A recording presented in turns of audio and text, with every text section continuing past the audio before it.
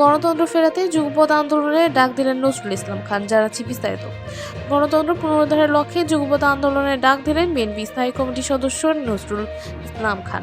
শুক্রবার 31 জানুয়ারি সন্ধ্যায় 12 দলীয় জোটের সঙ্গে বিএনপির লিওজা কমিটির বৈঠক শেষে তিনি এই ঘোষণা দেন। নজরুল ইসলাম খান বলেন, ফ্যাসিবাদকে হটানোর পর নির্বাচনের মাধ্যমে গণতন্ত্র ফেরাতে হবে। এজন্য জমিয়তে ইসলামী সহ সব দল একসঙ্গে আন্দোলন করবে। তিনি আরও জানান, বিএনপি ধারাবাহিকভাবে বিভিন্ন রাজনৈতিক দলের সঙ্গে সংলাপ রয়েছে। দেশের বর্তমান রাজনৈতিক ও আর্থসামাজিক পরিস্থিতি নিয়ে আলোচনায় সব পক্ষেই অনেক বিষয়ে একমত রয়েছে। এই বৈঠকে উপস্থিত ছিলেন বিএনপির মহাসচিব মির্জা ফখরুল ইসলাম আলমগীর, লিওজা কমিটির প্রধান নজরুল ইসলাম খান সহ 12 দলীয় জোটের নেতারা। এর আগে ডিসেম্বরে জাতীয় পার্টির একাংশের চেয়ারম্যান মুস্তফা জামান হায়দারের সঙ্গেও বৈঠক রয়েছে বিএনপি লিওজা কমিটি। বাংলাদেশের রাজনীতিতে নতুন দিক নির্দেশনা আসছে। যুগপৎ আন্দোলন কতটা সফল হবে জানাতে থাকুন আপনার মতামত। এই ছিল এখনকার মতো আপডেট। নতুন নতুন আরও আপডেট পেতে আমাদের সঙ্গেই থাকুন। ধন্যবাদ।